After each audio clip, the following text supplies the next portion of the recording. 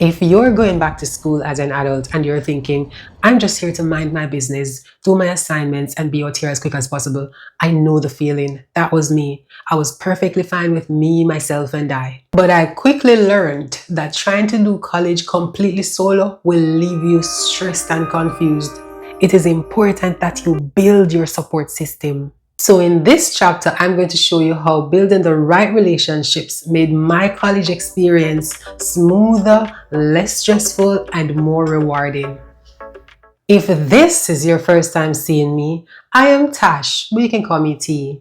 Welcome to chapter 4 of my introductory series of my book titled Reignite Your Educational Goals, a guide for going back to school as an adult. So when I talk about building relationships, I am not talking about with the idlers who are there to wild out on a college lifestyle, party every week. No, that's not what I'm talking about. I'm talking about with the right people. Let me jump straight into it. Number 1, your program coordinator. If there's anyone to be cool with and stay close to, that's your program coordinator. They're basically the GPS for your entire program. What you want to avoid is wasting time and money because you didn't take the time out to go and meet with your program coordinator. So you end up choosing courses that you shouldn't do in the first place, wasting time and money. A simple 5-minute conversation with your program coordinator can save you a whole semester of headaches. Your coordinator will do your credit checks and even give you tips on what to expect in each course. That way you can select your courses based on what you think is manageable. So if you have a course that you think, this might be more challenging for me, then you can pair that with courses that you probably think you will find less challenging, so you can create a better balance for that semester. I took full advantage of the access that I had to my program coordinator.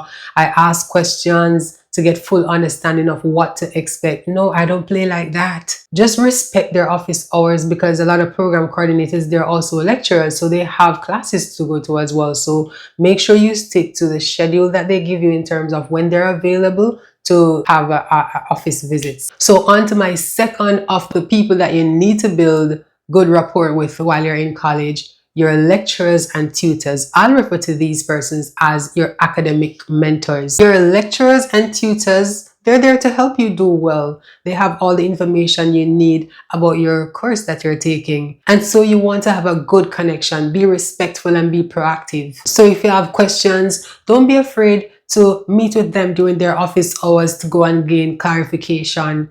Personally, I was that student where if, let's say, I got a 70 on a course and on a test, and I believe I should have gotten an 80 or 85, I'm going to meet with my lecturer or my tutor and just be there to be respectful, but just to ask questions to get more clarification. What is it that I could have done differently? Sir or Miss, I thought I really aced this paper. I don't understand why I got a 70. Can you explain further to me? What could I have done differently?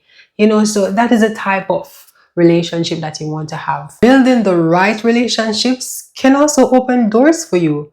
And I'm speaking from experience because after I finished my degree, one of my lecturers reached out to me and recommended me for an international research job. And this was simply just based on the level of professionalism and work ethics, commitment, and respect that I demonstrated while I was in school. Now on to number 3. Your classmates. These people are literally your everyday support crew. Now, I'm not saying you need to go off and become best friends with everyone. That's not the point, but you need to build a network. These are literally the people who can send you notes if you miss a class. They can remind you of upcoming assignments and deadlines that you probably overlook.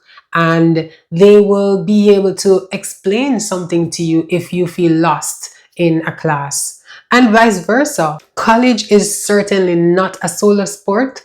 Group work is guaranteed, so you better loosen up and connect. And as we know, you're going back to school as an adult, so if you are a little older than your classmates, still be respectful. Everyone is equal and each person brings something valuable to the table. When you build the right relationships in college, everything gets easier. the workload, the stress, and even the opportunities that show up later. There are other important relationships that you need to cultivate while in college. They're all found in my book. This is where I wrap up the introduction to chapter 4. Thank you for watching, and remember to like, share, and subscribe, and leave a comment below. If you have any questions, I'll be happy to respond. I'm your girl, TASH.